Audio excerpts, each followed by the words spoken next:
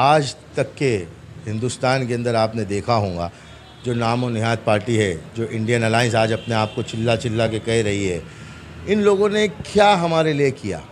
आज क्या हमारे को बेसिक सहूलतें मिली है? आज हम जिस हाल में और जिस हाल में हमारे लोग और कौम परेशान है, क्या फ़ायदा पहुंचा है? कौन सी पॉलिसी या कौन सी स्कीम से जो है साउथ मुंबई के माइनॉरिटी को बेनिफिट मिला है? मुझे बताइए। 48 सीट है महाराष्ट्र के अंदर। मैं कहीं की बात नहीं करता हूँ, मैं महाराष्ट्र की बात करता हूँ।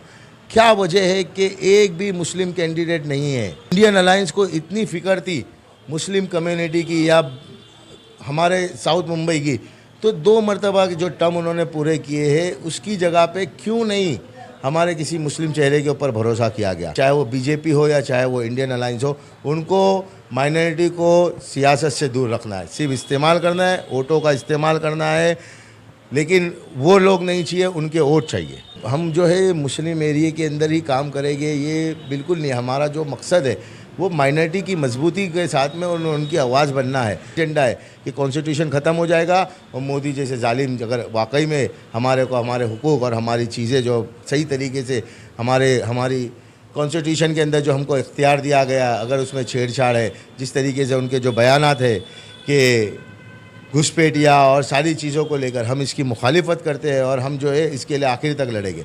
तो एक डर का माहौल बना दिया गया है कि मुसलमान हिंदुस्तान से ख़त्म हो जाएगा, जबकि ऐसा कुछ नहीं होगा। इंशाअल्लाह मुसलमान जो है अपनी पूरी ताकत के साथ में सियासत को लेकर चलेगा। मायावती बहन जी ने बीएसपी पार्टी ने अगर मोदी हुकूमत के साथ में गठबंधन किया, उसके दूसरा दिन नहीं होगा, उसी दिन शुएब खतीब जो है वो अपना रिज़ाइन दे देगा। गद्दार कहने वाला खुद गद्दार है, क्योंकि उसने 10 साल तक के जो है उस बंदे का साथ दे रहे जिसने कौम को ही सिर्फ डुबाया है। तो गद्दार वो हुआ, मुनाफिक वो हुआ जिसने कौम को आज झूठ बोलकर कहीं ना कहीं इस चीज़ के ऊपर राज़ी कर रहा है कि ये आज शक्ल अच्छी है, कल ये बुरी थी लेकिन आज अच्छी हो गई। लोगों को धोखा दिया जा रहा है। मैं आपके चैनल के माध्यम से तमाम लोगों को हल्फ लेके कहता हूँ कि ना मुझे किसी ने खड़ा किया है, ना मुझे किसी की ज़रूरत है। अफसोस तो वही कर रहा हूँ ना, गद्दार वही है ना, मुझको गद्दार कहने वाले वही गद्दार है। 10 साल का रिकॉर्ड निकाले ना, 10 साल का रिजल्ट देवे ना कौम के पास कि 10 साल में क्या हुआ है काम। हम किसी के पीछे चलने वाली कौम नहीं है, हम जो है लीडर बनने वाली कौम है और लीडर बनाने वाली कौम है। क्योंकि 2 शिवसेना अगर आपस में लड़ रही है तो उनके वोट कहीं डिवाइड होंगे, और अगर ये माइनॉरिटी और ये हमारे लोग जो है, हमारे यहाँ के लोग जो है साउथ मुंबई के, वो अगर हमको वन साइड वोट डालेंगे तो आप देखना 4 तारीख के दिन जो है इंशाल्लाह ज़रूर हम जीते। दोस्तों, दक्षिण मुंबई में जो चुनाव की गर्मी बढ़ती नज़र आ रही है। पहले जो देखा जा रहा था, जो दक्षिण मुंबई में है, सीधी सीधी लड़ाई शिवसेना उबाटा और शिवसेना एकनाथ शिंदे गुट के बीच में नज़र आ रही थी। लेकिन अब जो लड़ाई है वो त्रिकोण होती हुई नज़र आ रही है। शिवसेना उबाटा के अरविंद सावंत के बीच में, शिवसेना एकनाथ शिंदे गुट की यामिनी यादव के बीच में, और बसपा से शुएब खतीब साहब के बीच में। शुएब खतीब साहब जो है हमारे जो बहुत अच्छे सोशल वर्कर हैं, लेकिन ऐसी क्या वजह हुई कि शुएब खतीब साहब को चुनावी मैदान में उतरना पड़ा, ये तो शुएब खतीब साहब खुद ही बता सकते हैं। तो हम शुएब खतीब साहब से ही जानने की कोशिश करेंगे कि शुएब खतीब साहब ऐसी क्या वजह थी कि जो आपको चुनाव लड़ने के लिए सोचना पड़ा, और सोचे भी चुनाव लड़ने का तो वो बसपा की सीट से क्यों सोचा आपने? देखिए, चुनाव लड़ने के लिए जो सोचना पड़ा वो आज तक के हिंदुस्तान के अंदर आपने देखा होगा जो नामो निहाद पार्टी है, जो इंडियन अलायंस आज अपने आप को चिल्ला चिल्ला के कह रही है, इन लोगों ने क्या हमारे लिए किया? आज क्या हमारे को बेसिक सहूलतें मिली है? आज हम जिस हाल में और जिस हाल में हमारे लोग और कौम परेशान है, क्या फ़ायदा पहुंचा है? कौन सी पॉलिसी या कौन सी स्कीम से जो है साउथ मुंबई के माइनॉरिटी को बेनिफिट मिला है? तो ये सब चीज़ों को देखते हुए हमको जो है इलेक्शन लड़ने का ख्याल आया कि क्यों नहीं, आज अगर हम नहीं जाएंगे तो कौन जाएगा? आज इसकी शुरुआत होनी चाहिए। अगर शुरुआत आज होगी तो इसके आने वाले वक्तों के अंदर आपको बेहतरीन रिजल्ट दिखेगा कि लोगों के अंदर से जो डर था कि इलेक्शन लड़ना बहुत बड़ा मसला है, बहुत बड़ी चीज़ें हैं, और जो नाम और निहाद लोग जो गंदी सियासत के लोग जो है अपने तख्त व ताज पे बैठे हैं, वो किसी को आगे आने नहीं देते। ये सारी चीज़ों को और ये सारी फ़िक्रों को लेकर जो है हमको इलेक्शन के अंदर खड़ा होना पड़ा। दूसरी बात, आपका ये सवाल है कि बीएसपी से ही क्यों टिकट? देखिए, बीएसपी एक नेशनल पार्टी है और बहुजन समाज पार्टी के पास जो पकड़ है वो माइनॉरिटी के अंदर बहुत बेहतरीन पकड़ है। आज साउथ मुंबई के अंदर जो है माइनॉरिटी जो है वो 30 से 32% अगर जाते हैं हम तमाम माइनॉरिटी को पकड़कर हम चलते हैं, तो एक स्ट्रांगली जो है हमको कहीं ना कहीं सपोर्ट मिल रहा था। दूसरी बात, हम अगर ये चीज़ नहीं करते, बीएसपी अगर हमको टिकट नहीं देती, मुझे बताइए 48 सीट है महाराष्ट्र के अंदर, मैं कहीं की बात नहीं करता हूँ, मैं महाराष्ट्र की बात करता हूँ, क्या वजह है कि एक भी मुस्लिम कैंडिडेट नहीं है? अगर वाकई में इंडियन अलायंस को इतनी फ़िक्र थी मुस्लिम कम्युनिटी की या हमारे साउथ मुंबई की, तो 2 मरतबा के जो टर्म उन्होंने पूरे किए हैं उसकी जगह पे क्यों नहीं हमारे किसी मुस्लिम चेहरे के ऊपर भरोसा किया गया? हमको बहुत खुशी होती थी। लेकिन एक मकसद समझ में आता है, एक पॉलिटिक्स समझ में आती है कि चाहे वो बीजेपी हो या चाहे वो इंडियन अलायंस हो, उनको माइनॉरिटी को सियासत से दूर रखना है, सिर्फ इस्तेमाल करना है, वोटों का इस्तेमाल करना है, लेकिन वो लोग नहीं चाहिए, उनके वोट चाहिए। शुभ भाई, मैं ये जानना चाहूँगा आपसे, आप जो है हमेशा मुस्लिम समाज के लिए काम करते हुए नज़र आए। मुस्लिम जो समाज है उसके अंदर आप बहुत नोन फिगर हैं, लेकिन क्या अब तक का आपने बहुजन समाज के लोगों से मुलाकात की, या बहुजन समाज के लोग आप तक का अभी तक का आए हैं? क्योंकि मायावती जी के नाम पे जो वोट मिलेंगे वो भी आपकी एक ताकत बन सकती है। देखिए, बहुजन समाज पार्टी ने अगर मुझे टिकट दी है तो हमारी एक बाकायदा स्ट्रेटजी है इलेक्शन लड़ने की। सिर्फ हम जो है मुस्लिम एरिया के अंदर ही काम करेंगे ये बिल्कुल नहीं। हमारा जो मकसद है वो माइनॉरिटी की मजबूती के साथ में उनकी आवाज़ बनना है, और ये चीज़ को बहुजन समाज पार्टी के जो कार्यकर्ता है, जो वोटर्स है, वो बिल्कुल बखूबी समझते हैं। और आपको मैं यकीन दिलाऊं कि ये एक ताकत जो है 20 तारीख के दिन आपको दिखेगी, और आने वाले जब रिज़ल्ट रहेगा 4 तारीख को, तो आप वाकई में बोलेंगे कि बहुजन समाज पार्टी ने बम्बई के अंदर बेहतरीन शानदार वो चीज़ें लेकर आई और रिज़ल्ट लेकर आया। और जो है कहीं ना कहीं हम जो है इसके ऊपर जो है हम अपनी आवाज़ जो है पार्लियामेंट तक के वो लोग हम पहुँचाएंगे। किन चुनावी मुद्दों को लेके आप प्रचार कर रहे हैं, और क्या आपकी प्रचार रैली में बहन जी आ सकती है मुंबई? देखिए, चुनावी मुद्दे जो है ना वो बहुत अहम रहते हैं। अहम इसलिए रहते हैं कि हमको बचपन से जो है एक किस्म की फ्रेम दिखाई गई थी कि कांग्रेस जो है वो कहीं ना कहीं माइनॉरिटी की है। एक दिमाग में बात बिठा दी गई थी। वो बात को निकलते निकलते कई पार्टियों के अंदर जोड़ तोड़ होने के बाद में वो खुद अपने आप अपने जो मकसद के लिए मुसलमान उनसे जुड़ा था, माइनॉरिटी जुड़ा था, वो चीज़ें नहीं हो गई तो वो ख़त्म होते चले गई।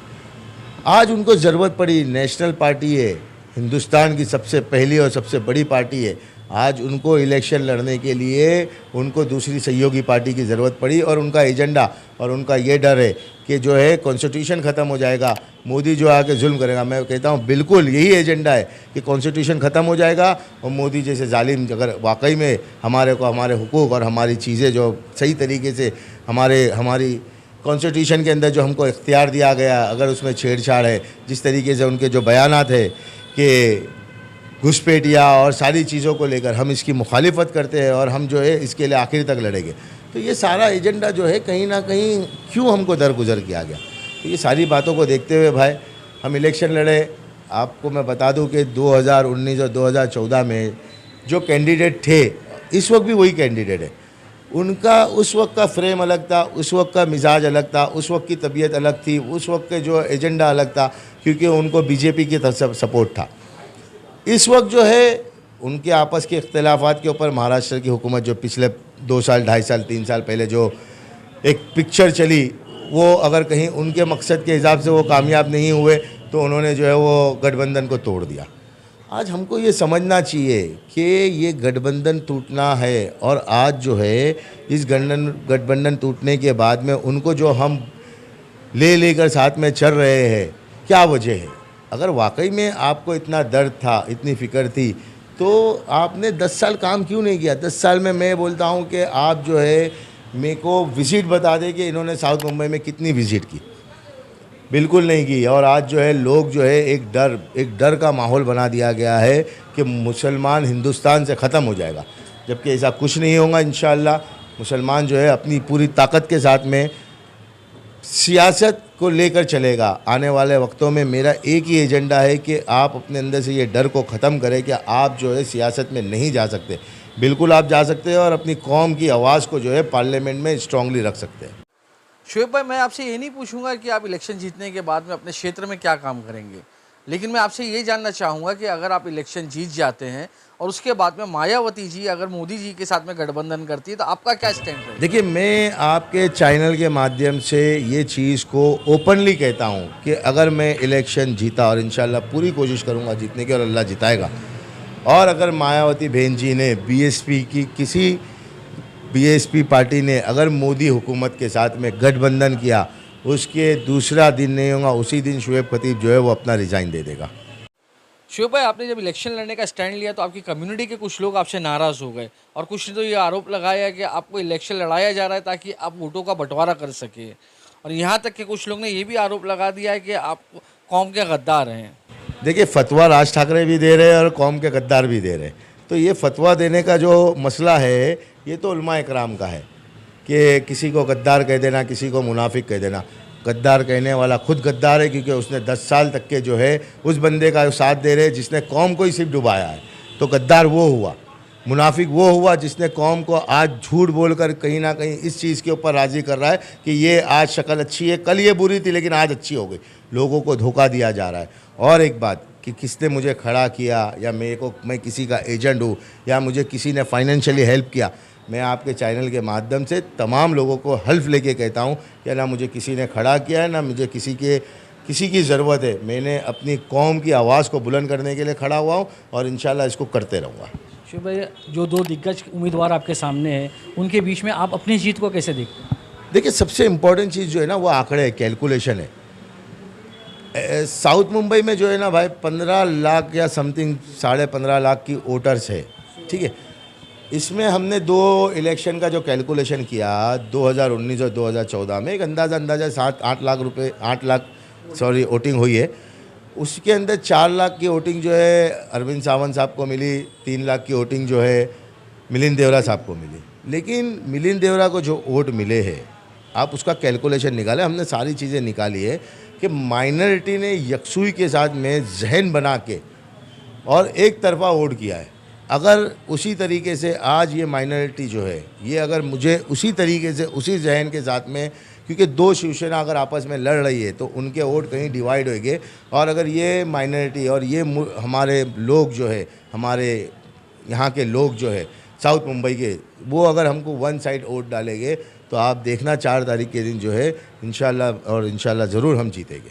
शुएब भाई, आपको लगता है कि मुस्लिम समाज के जो लोग हैं, जैसे आपने कहा कि वन साइड वोट की आपको ज़रूरत है, आज जो बात है संविधान बचाने की बात है, इसको लेके मुसलमान जो है आज अरविंद करता नज़र आ रहा है?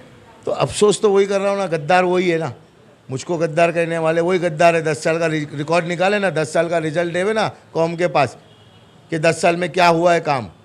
तो मुसलमानों जो है ना, हमको मकसद बताना पड़ेगा। मेरा इलेक्शन लड़ने का एक ही मकसद है कि अपने अंदर की सलाहियतों को जागो।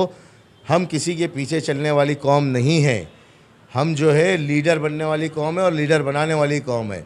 ये जो मानसिकता बीमार है ना, इनको अपने से दूर कर दो और ये गंदी सियासत से निकलो और एक कायद को बनाओ। हमारे कौम के अंदर जो है एक पार्टी अच्छी बनाओ जिसको लेकर हम चल सकते हैं। दोस्तों, शुएब खतीब साहब ने मुसलमानों की और तमाम माइनॉरिटी की आवाज़ को सांसद तक पहुंचाने की ठान ली है। दक्षिण मुंबई की जनता किसे जीत का सेहरा पहनाकर अपनाएगी और किसे ठुकराएगी, ये तो आने वाला वक्त ही दिखाएगा।